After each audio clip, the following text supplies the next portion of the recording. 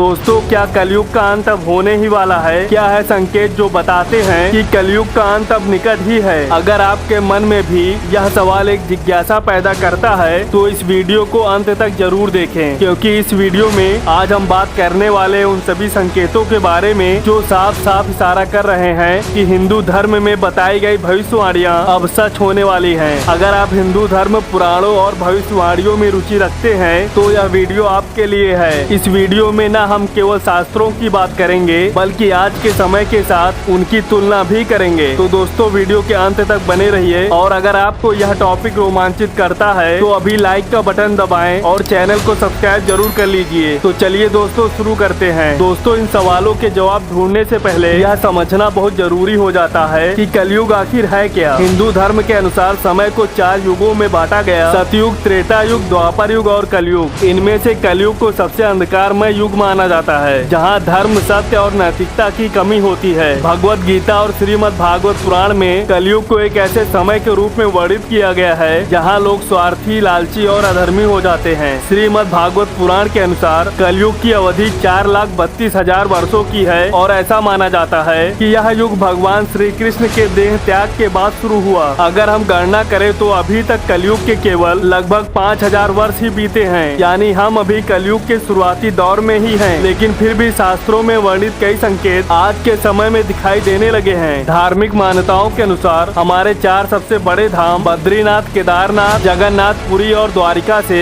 कलयुग के अंत के संकेत सबसे पहले मिलेंगे, जो अब धीरे धीरे दिखने भी लगे हैं, क्योंकि इन सभी धामों के आसपास कई बड़े बदलाव नजर आने लगे हैं। लेकिन उन पर आने से पहले हम समझते हैं कि शास्त्रों में कलयुग के अंत के क्या क्या लक्षण बताए गए हैं। पुराणों में लिखा है कि कलयुग में लोग प्रकृति का अंधाधुंध दोहन करेंगे, हिंसा, युद्ध और अराजकता बढ़ेगी, लोग छोटी छोटी बातों पर आपस में लड़ने लगेंगे। आज विश्व में चल रहे युद्ध, आतंकवाद और सामाजिक अशांति क्या इस भविष्यवाणी को सही नहीं ठहराते? शास्त्र कहते हैं कि कलयुग के अंत तक धर्म केवल नाम मात्र का रह जाएगा। इसके अंत से पहले लोग दिखावे के लिए धार्मिक कार्य करेंगे, लेकिन उनके मन में सच्ची भक्ति नहीं होगी, जो इसके अंत तक पूरी तरह से खत्म हो जाएगी। अगर आप गौर करेंगे तो आज के समय में कई बार लोग धार्मिक स्थानों पर तो जाते हैं, लेकिन उनका ध्यान सोशल मीडिया पर फोटो डालने या दिखावे करने में ही ज्यादा रहता है। यह भी एक संकेत है कि कलयुग के अंत की तरफ हम बढ़ चुके हैं। इसके अलावा कलयुग के अंत की एक और निशानी है कि लोगों के बीच सत्य बोलना दुर्लभ हो जाएगा। लोग अपने फायदे के लिए झूठ, धोखा और छल का सहारा लेंगे। क्या आज के दौर में फर्जी खबरें, भ्रष्टाचार और धोखाधड़ी की घटनाएं इसकी पुष्टि नहीं करती? शास्त्रों में कहा गया है कि कलयुग में परिवार के रिश्ते कमजोर पड़ जाएंगे, लोग अपने माता पिता, भाई बहन और जीवन साथी के प्रति सही नहीं रहेंगे। आज हम देखते हैं कि कई परिवारों में ज्वाइंट फैमिली की अवधारणा खत्म हो रही है और रिश्तों में स्वार्थ बढ़ रहा है। इसके साथ ही शास्त्रों में कहा गया है कि कलयुग के अंत में भूकंप, बाढ़, सूखा और अन्य प्राकृतिक बाधाएं बढ़ जाएंगी। आज हम कोरोना,